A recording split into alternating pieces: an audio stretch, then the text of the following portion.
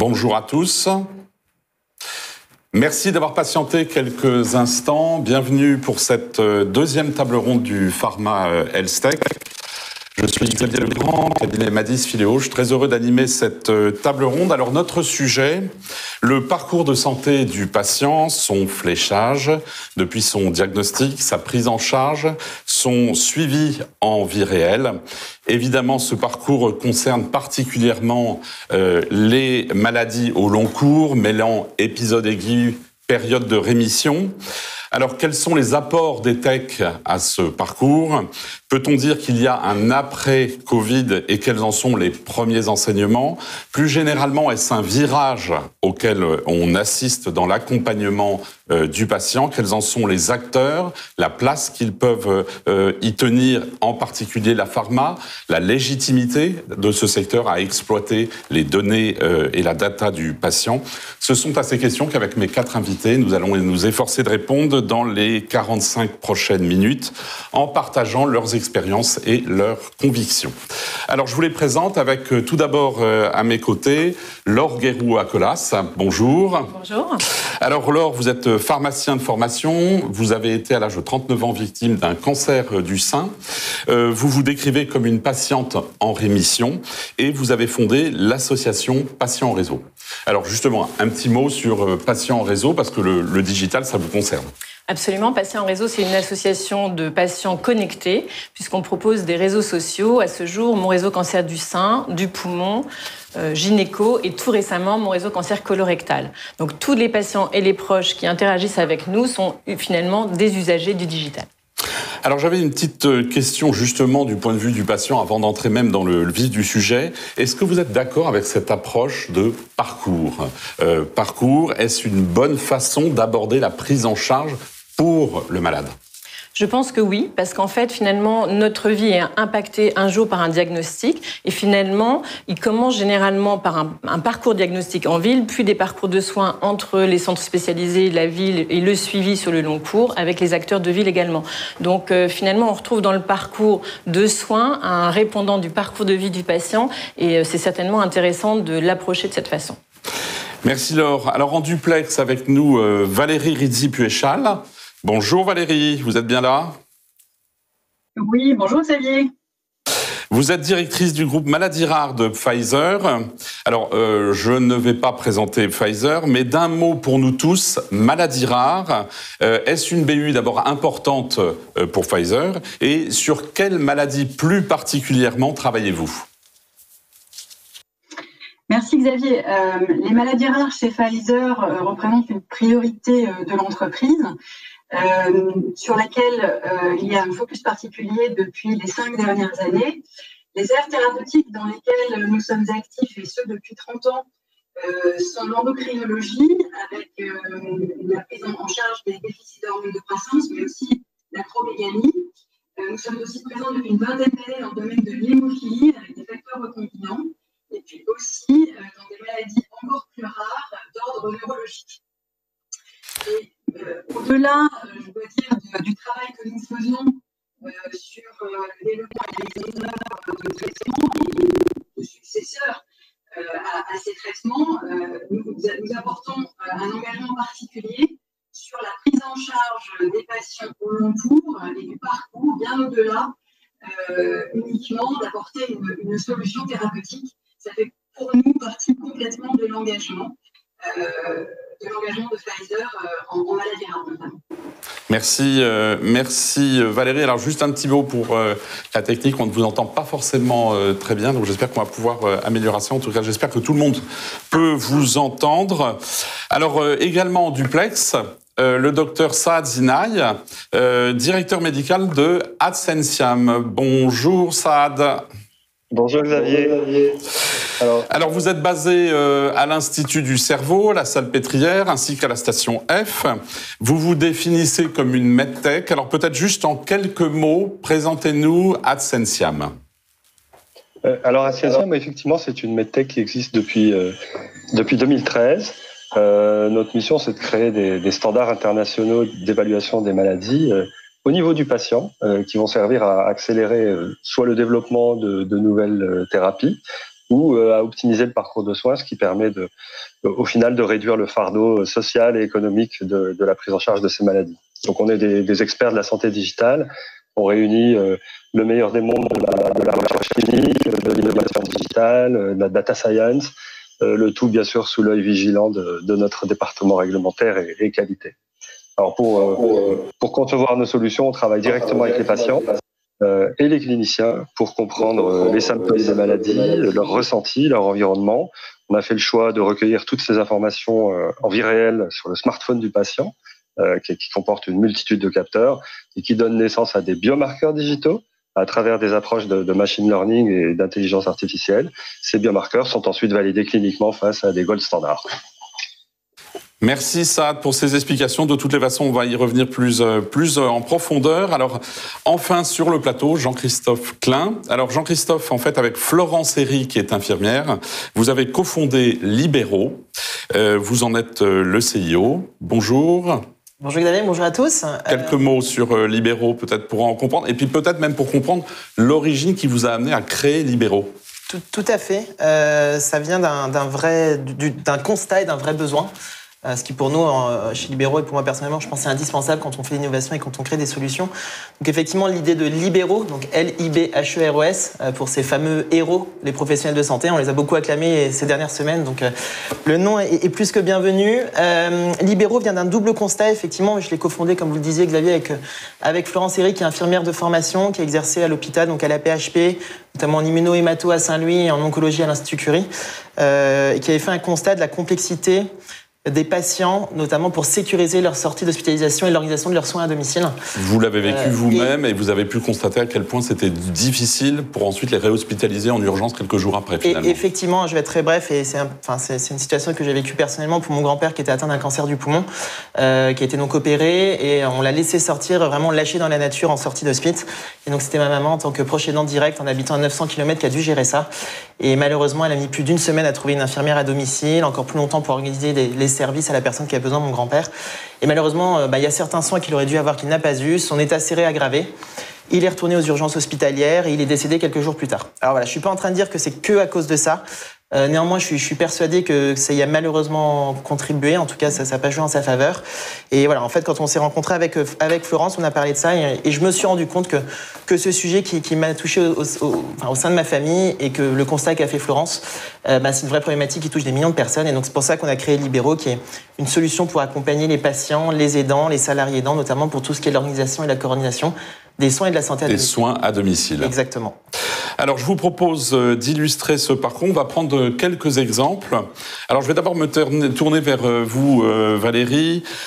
Quand on parle parcours patient, évidemment, on imagine que le diagnostic a été posé. Et en parlant il y a quelques jours avec Laure en préparant, on évoquait le fait que, par exemple, de multiples formes de cancer sont diagnostiquées très tardivement et posent beaucoup, finalement, de problèmes. Un autre sujet, Valérie, ce sont les maladies rares et le diagnostic de ces maladies rares. Là, on peut parler plutôt de parcours du combattant. Et donc, je veux parler évidemment de l'errance diagnostique. C'est un sujet, je crois, qui vous tient particulièrement à cœur et pour lequel vous imaginez peut-être des solutions digitales à venir. Oui, on est assez convaincus chez Pfizer que les technologies peuvent très certainement aider à gagner du temps et à réduire cette errance diagnostique qui, malheureusement, dans les maladies rares, est toujours trop longue. Et quand on attend et quand on ne sait pas ce dont on souffre, on trouve que c'est toujours trop lent. L'errance diagnostique en maladie rare, elle est entre 4 et 7 ans en France. Et encore, la France est bien notée. En général, c'est plutôt 10 ans dans la plupart des pays d'Europe. Et une des grandes complexités dans les maladies rares, c'est que une maladie rare est souvent caractérisée par un cortège de symptômes qui indépendamment n'est absolument pas significatif d'une maladie rare. Et c'est vraiment la combinaison de ces symptômes qui fait qu'on peut faire un diagnostic de certitude des maladies rares. Et on est convaincu que les nouvelles technologies, alors que ce soit l'intelligence artificielle, aussi les nouveaux outils d'analyse assistée, ou bien certaines fois aussi des outils de sensibilisation à l'autodiagnostic des patients, parce qu'en maladie rare, les patients sont extrêmement à la recherche de ce qu'ils ont, peuvent vraiment changer la donne. Et Et donc, nous, ce qu'on cherche à faire... En fait, c'est ce que vous cherchez en fait... Ce que vous cherchez en fait, c'est à élever le niveau de suspicion du médecin, c'est ça ? Voilà. Exactement. On a un petit peu investigué sur toutes les techniques chez Pfizer pour voir quels étaient les systèmes qui pourraient bénéficier le plus aux professionnels de santé et les aider dans leur pratique quotidienne à accélérer ce niveau de suspicion. Et on est en phase d'investigation d'ailleurs. Une expérimentation sur un de ces processus parce que on considère que ça doit être une priorité pour nous en tant qu'industriels de la santé dans les maladies rares de pouvoir apporter dans le futur ce type de service. Donc réduire la durée finalement d'errance par cette élévation du niveau de suspicion de la part des médecins et d'orienter plus facilement, même si en France, vous le disiez, on a avec les centres référents maladies rares quand même un avantage par rapport à d'autres pays européens où la durée d'errance est encore plus longue. Je crois que vous parliez de 7 à 10 ans en moyenne. Tout à fait, mais bon, ça fait partie aussi, la réduction de l'errance diagnostique fait partie aussi des priorités du Plan national de maladies rares 3. Et notre démarche s'inscrit aussi vraiment dans la ligne de ce plan, parce qu'on est vraiment convaincus que quand on est patient, attendre 4 ans, c'est trop long. Et on sait très bien aussi qu'attendre 4 ans constitue une perte de chance aussi, dans beaucoup de cas, pour le patient. Donc, dans les maladies. Il est extrêmement important pour nous. Merci Valérie Laure, vous vouliez dire un mot ? Je voulais rebondir sur cette problématique du diagnostic et notamment peut-être faire un focus particulier sur le cancer du poumon, qui est très connu, qui touche beaucoup de monde, mais ce qu'on ne sait pas toujours, c'est que ces patients sont diagnostiqués souvent extrêmement tard, en raison justement d'un manque aussi, pour une maladie pourtant relativement commune, de suspicion suffisamment rapide, de symptômes assez classiques et d'un retard diagnostique très dommageable, puisque 65% des patients sont diagnostiqués stade 4, et je pense que ça devrait vraiment aussi mobiliser sur de nouvelles stratégies de sensibilisation des différents soignants.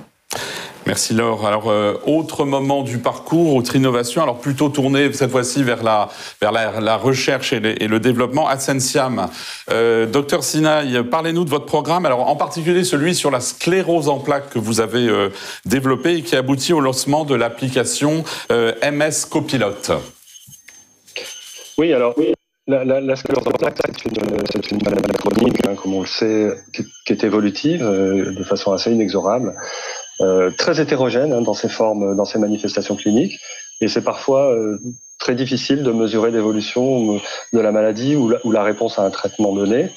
Donc, en fait, ce qu'on a fait chez Ascensiam, on a répondu à la demande de neurologues de la Pitié, qui était d'avoir des outils objectifs de mesure de la progression, parce qu'ils n'ont pas le temps, parce qu'ils sont surmenés, parce que les consultations durent 10 minutes, un quart d'heure, et qu'ils voient les patients 1 à 2 fois par an dans le meilleur des cas.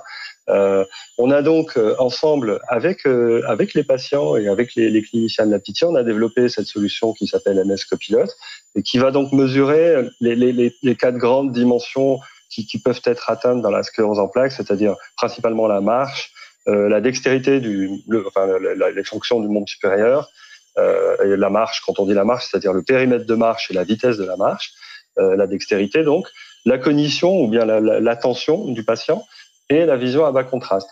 Donc aujourd'hui, MS Copilot est le premier, et on est assez fiers de le dire, le premier et seul dispositif médical marqué CE et évalué cliniquement. On a comparé cette solution digitale à des standards cliniques dans une étude multicentrique en France.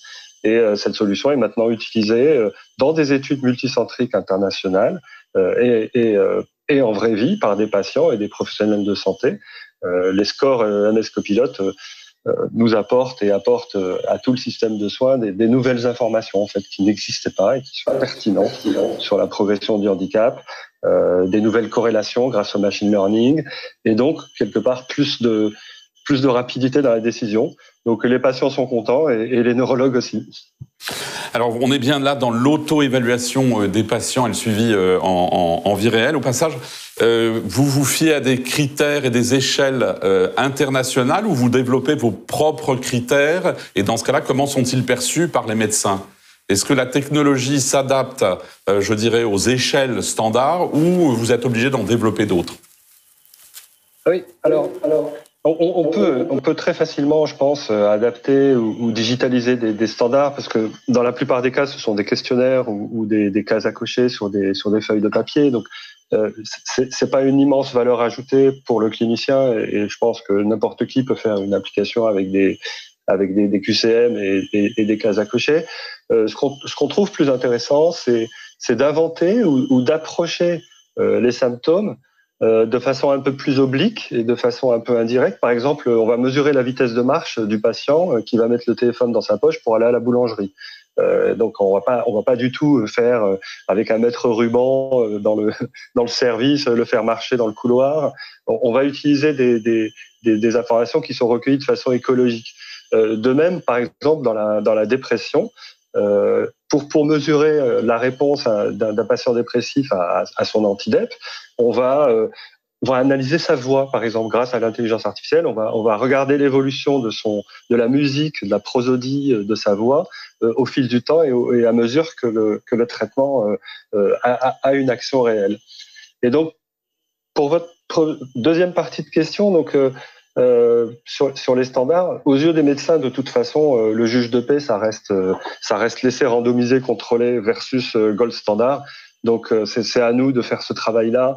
On est sponsor de nos propres études de validation et à nous également de convaincre les autorités de santé de les adopter et pourquoi pas de les rembourser dans un avenir proche.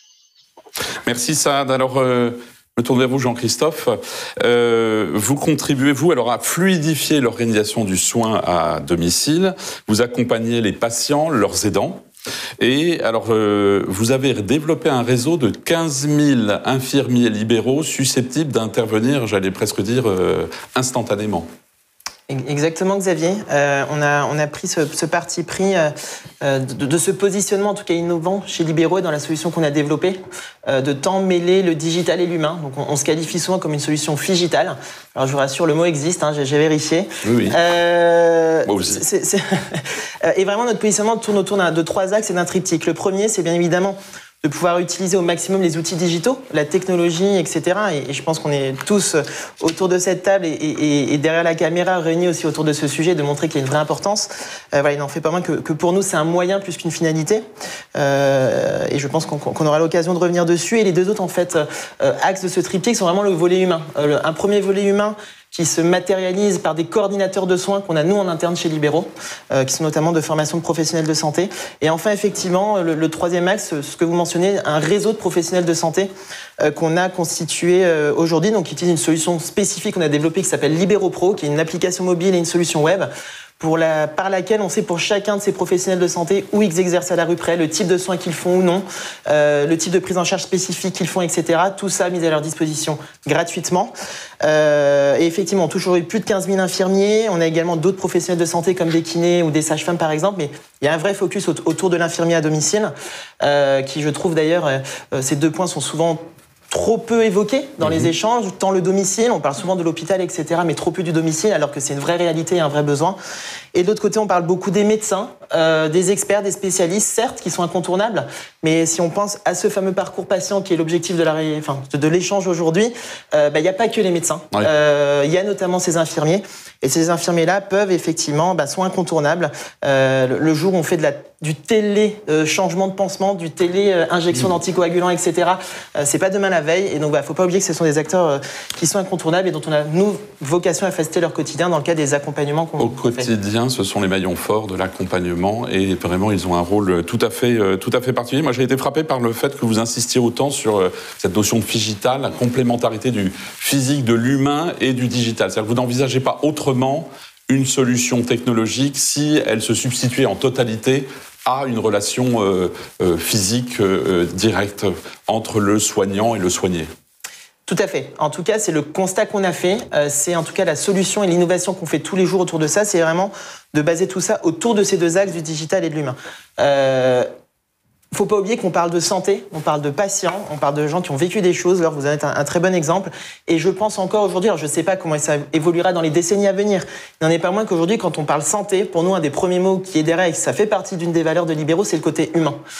C'est ce que font tous les jours les professionnels de santé, même les médecins, à l'hôpital, en ville, ce que font les infirmiers et autres professionnels de santé à domicile. Donc pour nous, ça nous paraissait incontournable et on ne pouvait pas le faire aussi à domicile. Exactement, et surtout parce que c'est une vraie réalité, un vrai besoin de nos utilisateurs, en l'occurrence des patients, des aidants, etc. Donc c'est vrai qu'on a, c'est pas un concept marketing ou autre, c'est vraiment une vraie solution et qui, selon nous aujourd'hui, est celle qui répond le plus aux besoins et aux attentes des utilisateurs, en l'occurrence des patients. Merci Jean-Christophe. Alors voilà, vous avez vu plusieurs exemples en fait à différents moments du parcours de l'apport de ces techs à la fluidification du parcours, qui donne plus d'autonomie aux malades, aux aidants, facilite aussi la pratique des soignants. Laure, est-ce que vous diriez que ces technologies sont un moyen au service d'une finalité, à l'amélioration du parcours? C'est comme ça que vous voyez l'apport des technologies ? Mais c'est clairement en fait un moyen et un outil.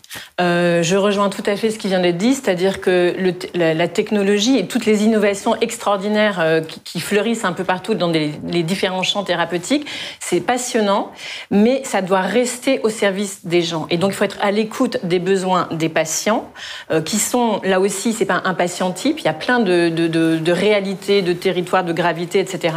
Mais il y a aussi avec qui finalement j'interagis en tant que soignants, spécialistes et de proximité. Et donc, effectivement, il faut que ces réflexions permettent cette connexion. Donc, c'est voilà, à la fois un moyen et un outil de faire évoluer les choses, mais certainement avec la composante humaine pour les patients, mais aussi pour les soignants. Alors justement, vous parliez l'autre jour de la téléconsultation en disant que là, c'est peut-être du mix, c'est pas du tout ou rien, c'est pas du tout digital ou du tout relation face-face. Vous parlez de mixité. Probablement, c'est-à-dire que quand on pense parcours de soins, on peut imaginer qu'il y ait certaines consultations où il faut absolument que le patient soit en présentiel avec son équipe, oui. Et peut-être d'autres consultations qui, si tout va bien, si les données partagées, par exemple, et les critères sont favorables, elles puissent se faire à distance avec, j'allais dire, nourries de ces données de suivi. Ça serait l'idéal et on y travaille également, nous, avec un certain nombre d'acteurs, on en reparle tout à l'heure. Alors justement, pardon. Non, j'allais rebondir sur un des points de Laure, si je peux me permettre, Xavier. Un instant. En mode très rapidement, effectivement, je vous rejoins sur ça. Et je pense qu'il y a aussi un axe, notamment, que font les infirmiers à domicile, qui est encore très peu connu, qui est un axe qui s'appelle l'aide à la téléconsulte, que vous connaissez, je pense, certainement, et qui, je pense, peut vraiment faire cette mixité, ce côté un peu hybride que vous mentionnez, qui est de dire qu'on peut venir rassurer un patient qui est à son domicile et qui peut faire une téléconsultation avec son médecin. Donc, tant venir rassurer le patient que même aussi, potentiellement, venir quelque part débiaiser ou dérisquer le diagnostic qui peut être fait à la distance par le médecin parce qu'il y a un expert à côté. Et juste parce que je rebondis là-dessus, c'est vrai que c'est super, parce qu'en fait, c'est vrai que c'est très difficile d'imaginer que tous les patients sont en capacité de s'auto-évaluer. Ouais. Ça, c'est juste une réalité. Donc, il y a des gens qui vont être tout à fait en capacité. Et d'autres pour lesquels c'est... Voilà, et d'autres où on a besoin de l'aide d'un professionnel de santé de proximité et pourquoi pas l'infirmière. On est tout à fait d'accord sur ce point. Alors, je vais changer un tout petit peu de sujet pour avancer dans notre table ronde. La période de la Covid-19, évidemment, que nous avons traversée, enfin surtout qu'on traverse encore, nous fait adopter de nouvelles habitudes.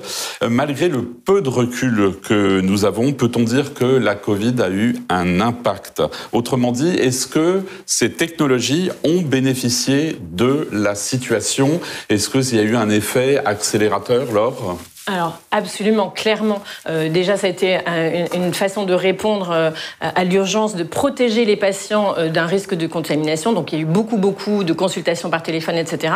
Et c'était un boost pour l'innovation. Et nous, par exemple, on a été sollicités avec Confinum Plus et Acoadom, qui est une solution d'accompagnement qui s'adresse plutôt aux patients complexes, avec une infirmière aussi au domicile du patient, pour créer, en fait, en quelques jours, une solution de PRO pour justement que les patients puissent rester à distance et en même temps partager des données de suivi. Et donc ça s'est fait en quelques jours avec une mobilisation extraordinaire et maintenant ça peut être proposé dans toute la France. Effet booster. Valérie, vous êtes avec nous. Valérie, votre point de vue sur cet impact Covid?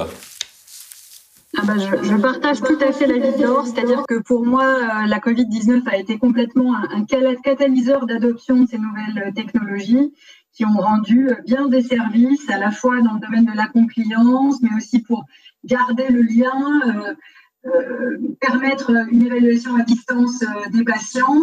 Je dirais que les réfractaires ont dû un peu s'y mettre et la prendre en marchant parce qu'ils ont vu finalement que c'était globalement des systèmes dans lesquels on pouvait avoir aussi confiance. Et pour moi, cette période a été un catalyseur de l'apprentissage très très nettement. Merci Valérie. Jean-Christophe. Clairement, le Covid et cette période qu'on vit encore aujourd'hui, on ne sait pas quand ça va se finir, a clairement montré des choses. Je pense que la première chose que ça a montré, c'est vraiment que la technologie digitale permet de faire des choses. Ça a permis en tout cas de prouver des choses aussi. On n'est peut-être pas certain que certaines choses pouvaient être faites de cette manière. Ça, je pense que c'est génial. L'autre point, c'est alors les chiffres sont extraordinaires hein, quand on voit l'augmentation de l'utilisation de la téléconsulte. Oui. Clairement, je veux dire ça c'est une vraie preuve. Et je pense que ce qui est aussi rassurant et très positif, c'est que ça a montré que les autorités sont aussi capables de pouvoir faire avancer les choses beaucoup plus rapidement sur ces sujets. Donc ça, je pense que c'est plutôt encourageant aussi. Dans une situation d'urgence. Oui, exactement. Tout à fait inédite. Exactement. Après, nous, dans notre cadre, effectivement, nous, ce qu'on a observé, bien sûr, ça a eu des impacts. Quand on voit toutes les chirurgies programmées, etc., sur lesquelles on intervient en sortie d'hospice, baisse significative quasiment du jour au lendemain. Par contre, après, voilà, c'est vrai qu'il faut avoir de l'autre côté, c'est qu'il y a eu un vrai besoin d'accompagnement des patients, notamment quand on pense aux patients qui ont une pathologie chronique, qui n'ont pas pu aller voir leur spécialiste. Les chiffres sont assez effrayants, hein, d'ailleurs, du nombre de baisse des urgences et des consultations auprès des spécialistes durant cette période-là. Qui n'était pas Covid, finalement. Exactement. Et je pense qu'on va encore avoir des mauvaises surprises, malheureusement, sur ça dans les mois et années à venir. Et donc là, voilà, il y a un vrai besoin, et on a essayé de solliciter aussi sur ça par des acteurs et des industriels, soit établissements de santé, soit laboratoires pharmaceutiques en l'occurrence, pour faire ce suivi et accompagner ces patients sur cette période d'interconsulte. Et là, les infirmiers, à nouveau, sont tout à fait utiles et à nouveau un maillon fort ou indispensable. C'est exactement ça. Et voilà, c'est vraiment de venir quelque part, quand même, pouvoir assurer ce parcours de santé du patient, malgré des périodes de crise et compliquées comme on peut vivre actuellement. Saad, je vous vois réagir à l'écran. Vous le vivez aussi, vous l'avez vécu chez Adsensiam, cet effet un peu booster ou accélérateur ? Ah oui, complètement. Alors, je vais évidemment me joindre à tout ce qui a été dit. C'est peu de dire qu'on a vécu une sorte de, un mai 68 de la médecine digitale. Il me semble qu'on est passé de, je crois que c'était 60 000 téléconsultations remboursées en 2000 pour toute l'année 2019 à 1 million en une semaine d'avril, quelque chose comme ça. Et le suivi à domicile est en train de devenir la nouvelle norme, ou le nouveau normal. Frédéric Collet tout à l'heure mentionnait la collaboration instantanée qui a été faite entre les techs et la pharma pour l'initiative Covid. Donc bien évidemment, nous on n'a jamais eu autant d'appels entrants de pharma ou de cliniciens ou d'académiques, et ne serait-ce que d'ailleurs avec le service de psychiatrie de la Pitié-Salpêtrière, nous avons obtenu le financement du ministère de la Santé pour un PHRC, c'est un programme de recherche hospitalière, pour étudier l'effet, en tout cas les effets psychiatriques du confinement sur la population française. Donc on a développé une solution en 2 semaines, et d'ici quelques semaines, il y a 900 patients qui vont être inclus et suivis pendant 1 an pour mesurer l'impact c'est un vrai PTSD, hein, c'est un vrai traumatisme d'être confiné. Et on va pouvoir mesurer et sans doute améliorer la prise en charge de ces patients avec les 15 centres psychiatriques partenaires. Donc, ça a été dit par Nicolas Bouzou aussi ce matin. Je crois que j'ai beaucoup apprécié sa sainte colère. Tout ça a marché parce qu'on a grillé tous les feux rouges, on a pris tous les sens interdits.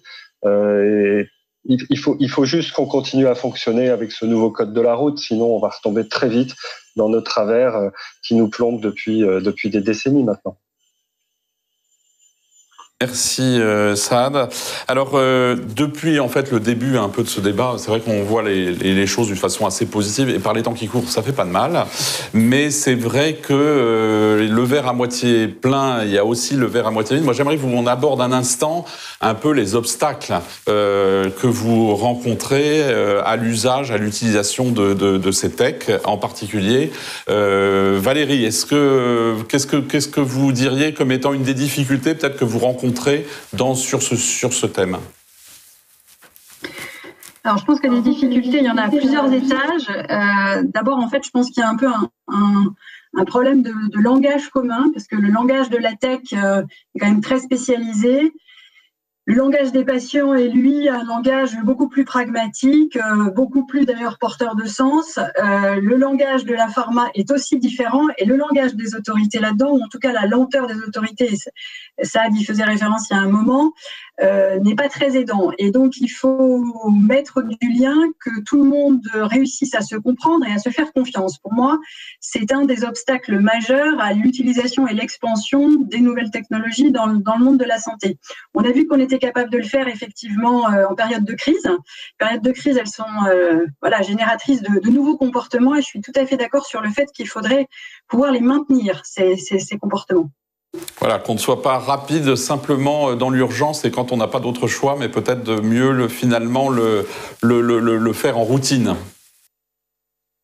D'autant qu'on voit qu'en fait, et d'ailleurs dans les nouvelles technologies, toutes les nouvelles technologies qui ne sont pas porteuses de sens et qui ne répondent pas à un réel besoin, de toute façon, en général, elles ne remportent pas de succès, elles sont éliminées, on va dire, relativement naturellement. Et on a vu là qu'il y a un certain nombre de supports qui rendent un vrai service à la fois aux patients et aux professionnels de santé qui devraient être maintenus et en tout cas, on va dire, une rapidité de prise de décision qui doit en tout cas être absolument maintenue si les patients français veulent continuer à bénéficier d'un système qui est à la pointe et rapide, on va dire. Alors c'est vrai, Laure, on a un peu cette difficulté, j'ai l'impression parfois pour les patients, d'adopter finalement ces technologies, d'être accompagnés pour pouvoir vraiment s'y mettre. Alors ça, c'est la critique la plus classique, c'est de se dire que le patient a des difficultés à s'y mettre. C'est pas faux. Il faut d'ailleurs penser un temps d'adoption des solutions. C'est pas évident pour les gens de s'approprier un outil aussi pratique soit-il. Donc il faut penser ce temps-là en termes d'accompagnement et les médecins, par exemple, n'ont absolument pas le temps d'aider leurs patients dans les premiers pas avec tel ou tel outil. Mais je pense qu'il ne faut pas oublier que là, on est dans une perspective de partage d'innovation.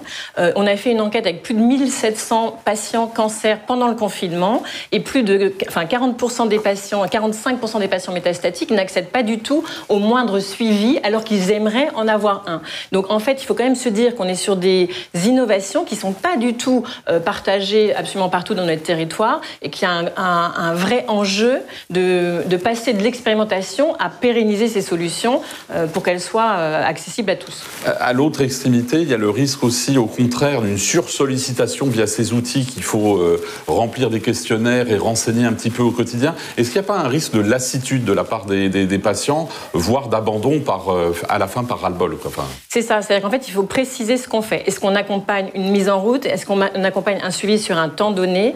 Mais pour échanger avec des patients, par exemple, qui vivent avec des cancers métastatiques au quotidien, ils ont généralement déconnecté toutes les alertes, ils en ont marre. Je veux dire, on ne peut pas être à vie avec des trucs à faire. Donc il faut bien réfléchir aussi sur la façon dont on va utiliser sur le long cours ce genre d'outils.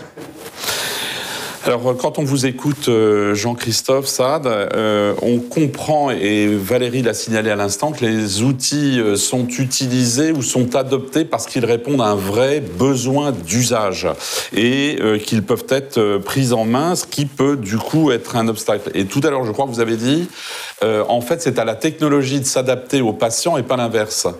Or, dans un certain nombre de cas, pour l'amateur que je suis, j'ai l'impression parfois que c'est l'inverse. Les créateurs d'innovation sont tellement persuadés qu'ils ont raison, et c'est bien leur rôle, et c'est normal, ils y croient, et ils se battent pour ça, c'est même un enjeu vital, je pense, pour eux, que de l'autre côté, c'est pas forcément si facile que ça de se l'approprier. Exactement, Xavier. Je pense qu'il faut revenir à un fondamental et une base. Je pense déjà, pour sûr, c'est si on fait une solution, il faut que ça réponde à un problème et à un besoin. Ça, c'est, je pense, le point qui est important. Et effectivement, c'est pas à l'utilisateur de s'adapter à la technologie, mais pour moi, c'est l'inverse. Et en tout cas, c'est ce qu'on essaie de faire chez les bureaux. Et si je peux me permettre de revenir sur un des points que mentionnait Laure, même nous, on va encore un petit peu plus loin. Selon nous, le patient, l'utilisateur n'a même pas à s'adapter à une technologie. Dans l'idéal, la technologie ou la solution concrète doit déjà correspondre à son besoin et à la manière dont l'utilisateur s'imagine l'utiliser pour que justement on puisse avoir les meilleures statistiques d'observance à un parcours, à une solution, etc. Donc voilà, pour moi, je pense que ça paraît peut-être basique à dire, mais je pense que c'est important de le rappeler. Et nous, c'est pour ça que on fait le maximum, mais beaucoup d'efforts, nous, chez Libéraux, sur cette partie-là. On a pris le parti pris relativement tôt dans la vie de l'entreprise de recruter un profil qui s'appelle une UX Design, donc User Experience Design, pour expérience utilisateur, dont le rôle, c'est vraiment de faire en sorte d'aller capter les besoins, les inputs de chacune ou chacun des différentes parties prenantes, et que quand on conçoit, nous, chez Libero, un parcours, peu importe quelque part la pathologie derrière, que ça soit en onco, sur des choses qu'on fait, sur l'asthme, sur d'autres sujets, notamment aussi des maladies rares, ça nous tient vraiment à cœur et c'est primordial pour nous de prendre l'essence des parties prenantes, que ça soit auprès de patients directement, auprès de représentants de patients, donc auprès des associations de patients, auprès des professionnels de santé à domicile, des médecins, des experts.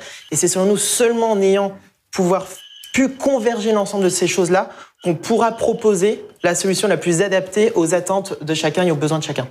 Saad, l'association des patients à la réflexion, à la genèse de vos projets, à la méthodo, j'allais dire, et non pas à l'expérimentation de la solution, c'est un principe fondateur chez Adsensiam ? Complètement d'accord. Pardon, complètement d'accord avec ce qui vient d'être dit. Nous, notre crainte, en fait, c'est pas tellement que la technologie ne fonctionne pas ou qu'on n'arrive pas à sortir d'output ou d'outcomes médicaux, parce qu'aujourd'hui, la technologie, elle a fait ses preuves et elles existent. Et nous, notre crainte, c'est que le patient ne l'adopte pas ou alors l'adopte et puis cesse de l'utiliser rapidement, cesse d'utiliser nos solutions, parce que là vraiment, il y aurait une perte de chance. Donc, dans notre méthodo, absolument, comme ce qui vient d'être dit, nous, on associe des psychologues, des ergonomes, des UX, pour associer le patient dès le début dès les premières étapes de la construction d'une solution. On gagne du temps, on dialogue. Ça permet aussi aux patients de mieux comprendre et de prendre en main cette solution. Et nous, c'est très très riche d'enseignements pour la suite. Il y a énormément d'itérations et chaque version s'enrichit des remontées de nos patients testeurs, qui sont plusieurs dizaines. On travaille également sur des techniques qui sont inspirées de jeux vidéo, des plateformes célèbres comme Netflix, comme d'autres, qui permettent de maintenir l'engagement au long terme du patient dans son suivi. Et je dirais que c'est à nous de faire en sorte que la technologie soit transparente pour le patient ou pour son soignant. C'est totalement ça. Merci. Alors justement, Laure, il y a quand même un point, depuis tout à l'heure, on évoque beaucoup, évidemment, c'est le bénéficiaire final, c'est l'utilisateur, donc c'est le patient ou l'aidant. Est-ce qu'on n'oublie pas un petit peu l'équipe soignante et le rôle qu'elle peut avoir aussi pour appuyer, pour soutenir le patient dans l'appropriation, dans l'utilisation de l'outil et lui faciliter la tâche ou l'assister ? Dans le monde des soignants, il y a deux enjeux. C'est-à-dire déjà d'être convaincu, d'avoir envie de proposer ces solutions. Oui. C'est quand même là aussi un enjeu en tant que tel qui n'est pas gagné. Il y a quand même encore très très peu de parcours proposés à ce jour. Donc, et après ça, que ce soit envisageable pour eux de l'intégrer dans leur propre mode de fonctionnement. Et là, il y a un énorme besoin de transformation et d'accompagnement et de réflexion. Et effectivement, il faut que les équipes soignantes puissent aider les patients, mais inversement, il faut qu'on aide les équipes soignantes à s'approprier les outils, parce que finalement, il y a beaucoup de patients qui sont très vite enthousiastes, il y a beaucoup de soignants de ville qui adoptent aussi ces solutions en étant très contents d'être dans la boucle de suivi, ce qui est quand même rarement le cas. C'est l'expérience qu'on a là aussi avec Acoadom et Acoad-PRO. Mais par contre, ce qui n'est pas toujours simple, c'est comment est-ce qu'on fait pour que les équipes soignantes s'approprient ces outils et puissent évaluer les bénéfices aussi pour eux en tant que soignants. Et donc ça, c'est aussi quelque chose sur lequel il faut travailler. Un vrai enjeu d'appropriation. Alors, pour avancer encore un petit peu plus, question récurrente, dès qu'on parle de l'accès aux patients et à leur donner, on voit immédiatement la question poindre de la légitimité de l'industrie. Alors évidemment, je me tourne vers vous, Valérie. Je rappelle que vous dirigez le groupe maladies rares de Pfizer. Alors, est-ce que d'après vous, quelle est la légitimité de l'industrie d'accéder à la data et de pouvoir s'en servir ? Écoutez, pour moi, la légitimité, elle est pleine, parce que quand même, il faut quand même rappeler que les industriels de la santé sont ceux qui détiennent le plus de data et qui connaissent le mieux les traitements, leurs effets au long terme, au long cours sur les patients. Et donc, à ce titre, l'industriel de la pharma est parfaitement légitime. D'autant que on parle de plus en plus aussi d'utilisation à long terme et de data en vie réelle sur l'utilisation de ces médicaments et donc la présentation de ces data constitue aussi maintenant une exigence des autorités de santé qui qui nous conduit à évaluer en permanence la sécurité et l'efficacité de ces médicaments. Donc, sans data, en fait, on ne peut rien évaluer. Donc, il y a un petit peu un paradoxe entre, d'ailleurs, l'exigence qui nous est faite d'être capable de collecter toutes ces data et de les présenter, et l'espèce d'omerta sur les data patients. Il est donc pas possible et de plus en plus compliqué de fonctionner dans un système où on nous demande de colliger, et bien évidemment, toutes les nouvelles technologies sont d'une aide incomparable pour pouvoir collecter au long cours ces data, et le fait d'avoir des difficultés, on va dire, à les mettre en œuvre. Alors, je ne suis pas en train de dire que, bien évidemment, l'industriel est légitime à avoir des data extrêmement précis sur les patients. Tout ça doit évidemment être fait dans un cadre très strict. Mais je remarque quand même qu'il y a des pays où c'est un petit peu plus simple en France de mettre en œuvre ce type de suivi au long cours, qui, in fine, en fait, sont quand même dans l'intérêt de tous, hein, dans l'intérêt des autorités, dans l'intérêt des patients et dans l'intérêt des industriels. Alors oui, effectivement, l'intérêt des patients de mieux connaître les datas, les effets de ces médicaments dans la vraie vie, dans le suivi, dans la réévaluation même des traitements. Vous êtes d'accord sur le fait qu'il y a besoin là peut-être de repenser l'équilibre ? Il y a un besoin considérable. Déjà parce que par exemple avec toutes les innovations de thérapie orale dans des maladies assez avancées, on ne sait pas trop ce qui se passe en ville par rapport aux essais. Donc il y a une richesse d'informations essentielles pour les patients en termes de sécurité, d'observance, d'effets indésirables, de gérer tout ça, mais aussi une meilleure connaissance des médicaments, qui, bien sûr, intéresse l'industrie du médicament, mais aussi, bien sûr, je dirais, tous les acteurs publics et les instances. Et ça doit permettre d'évaluer aussi les promesses des essais. Est-ce qu'on les retrouve ? Est-ce qu'on voit d'autres choses apparaître qui doivent faire évoluer le plus rapidement possible ? Parce qu'un certain nombre de scandales viennent de ça. C'est de pouvoir réagir au plus près.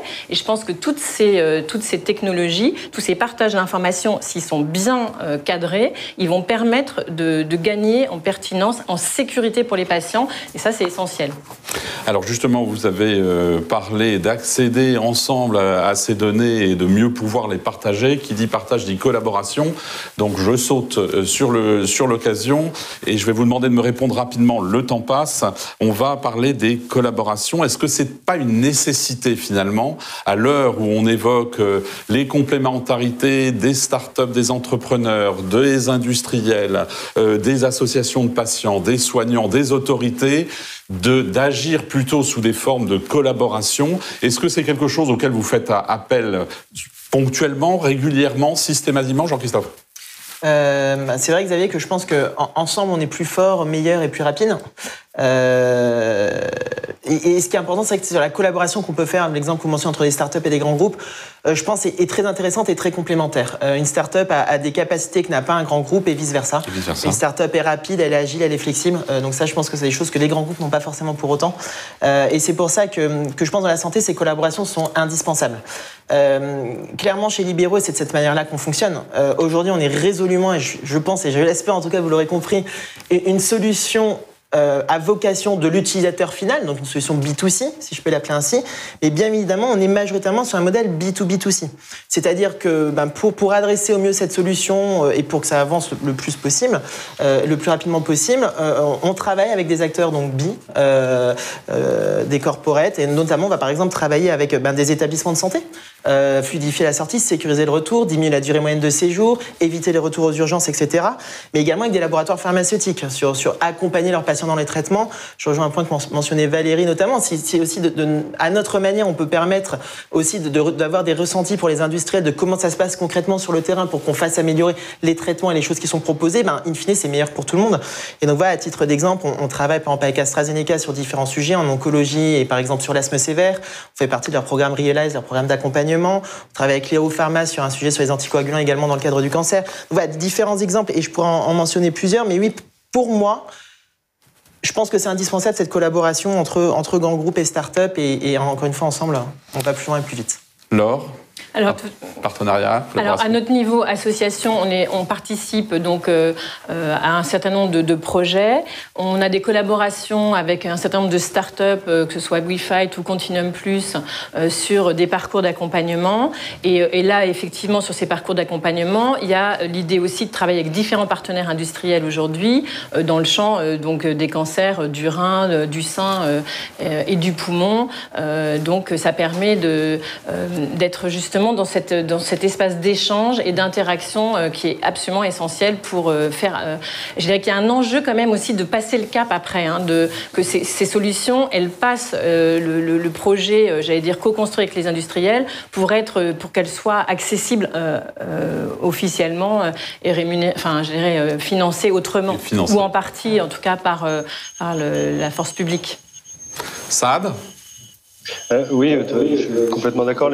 Encore une fois, les collaborations pour nous sont multiples, que ce soit avec le milieu d'ailleurs académique, les établissements de soins ou les pharmas. Nous, de toute façon, on construit nos solutions avec les patients et pour les patients. Donc, on a du fait de ce caractère agnostique de nos solutions, c'est très facile pour nous de signer des partenariats avec des cliniciens ou des assos de patients ou des pharmas.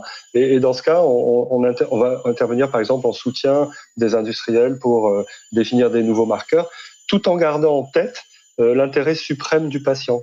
D'ailleurs, les patients le reconnaissent bien et ils sont très à l'aise pour échanger avec nous sur leurs bobos, sur des sujets très intimes et des sujets qui sont liés à leur maladie, beaucoup plus, par exemple, qu'ils ne le seraient dans un focus group qui serait organisé par un labo, par exemple.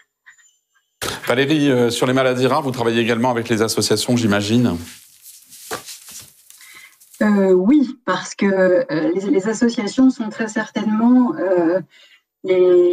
vraiment les porteurs de voix les plus significatifs en maladies rares. On a établi beaucoup de collaborations avec les associations patients des différentes pathologies que nous couvrons dans mon domaine. Donc, par exemple, l'association de Grandir, mais aussi l'association Acromégal pas seulement, l'association des patients hémophiles ou l'association dans l'amylose. On a également établi aussi un certain nombre d'associations de collaboration avec plusieurs startups. Comme je le disais tout à l'heure, à la fois dans l'objectif de réduire les rendements diagnostiques, mais aussi d'accompagner les patients au long cours dans leur prise en charge, dans la confidence, et aussi beaucoup des programmes qui servent à aider les aidants, parce que les aidants dans la prise en charge du parcours de soins des maladies rares ont un rôle absolument capital. Je signale la dernière table ronde. Vertueuse et permanente. Je signale merci Valérie, désolé, la liaison n'est pas toujours très, très bonne. Je signale la dernière table ronde à 16h15 concernant les collaborations entre les startups et la Big Pharma. Merci Valérie. Alors il est temps de conclure juste d'un mot, et s'il vous plaît d'un mot, parce que je vois des grands signes derrière, c'est l'horreur. Je suis très en retard. Donc si on se projette dans l'avenir, une conviction que vous partageriez. Saad, Dr Zinaï. Justement, Dr Zinaï, moi tous les matins en allant travailler chez Adsensiam, je fais de la médecine en fait. Et je suis persuadé que le patient va pouvoir accéder à une plus grande liberté parce que la connaissance c'est de la liberté, mais aussi que son rapport aux soins va évoluer. Les nouvelles technologies, l'intelligence artificielle vont redéfinir la place du patient dans le parcours de soins, ne serait-ce que par l'éclairage nouveau qu'elles vont apporter sur la maladie. Donc nous manions l'intelligence artificielle avec discernement, mais avec beaucoup d'espoir. Et j'aime beaucoup citer l'anecdote de Kasparov qui s'était fait déboîter par une intelligence artificielle en 97 et à qui on demandait est-ce qu'il valait avoir peur des machines. Et il a répondu l'intelligence artificielle ne va pas nous remplacer, elle va nous promouvoir. Voilà, tout est dit. Tout est dit. Laure, quel regard ? Eh bien, moi, je pense qu'il y a un grand avenir pour toutes ces solutions. Un enjeu majeur, c'est de les rendre démocratiques, qu'elles soient accessibles dans les territoires. Parce que quand on voit, même ici, on a des problèmes de connexion. Alors, au fin fond de certaines régions de France, c'est très difficile. Dans les zones blanches, c'est pas si simple. Si on veut révolutionner la médecine de demain pour tous, il faut que ce soit déjà connecté. Valérie ? Écoutez, moi, je dirais que la tendance est lourde, qu'on a vraiment une graine semée. Et que la technologie, dès lors qu'elle est porteuse de sens pour tous, ne pourra avoir qu'une fin avec un grand succès. Voilà. Jean-Christophe, mot de la fin. Pour ma part, je pense qu'on observe une tendance qui était déjà bien engagée il y a quelques mois et qui est assurément en train de s'accélérer.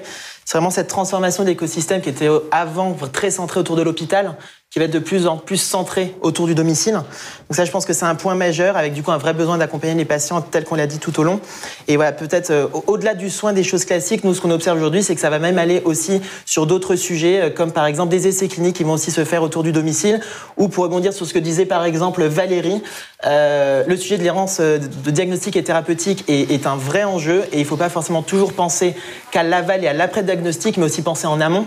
Et que voilà, par exemple, avec des professionnels de santé, on peut toucher un grand nombre de personnes. Aujourd'hui, on touche de manière indirecte à peu près 3 millions de patients en France, en file active. Et une fois qu'on a dit ça, je pense que ce qui est top, c'est de voir que les choses avancent dans le bon sens, qu'il y a une très belle dynamique qui s'installe, qui est en place entre les différents acteurs, et c'est super de voir les choses avancer comme ça. Merci à tous les 4. Désolé pour ceux qui nous ont écoutés s'il y a eu quelques difficultés peut-être à tout suivre. En duplex, Valérie Redzi, Puéchal, groupe maladies rares de Pfizer, Saad Zinaï, directeur médical de Ascensiam, et puis ici sur le plateau, Laure Guérou-Acolas, patient en réseau, et Jean-Christophe Klein, cofondateur et CEO de Libéraux. Merci à tous les 4 d'avoir bien voulu répondre à nos questions. Prochain rendez-vous du Pharma Health Tech, on se retrouve dans quelques instants, et merci à vous de nous avoir écoutés.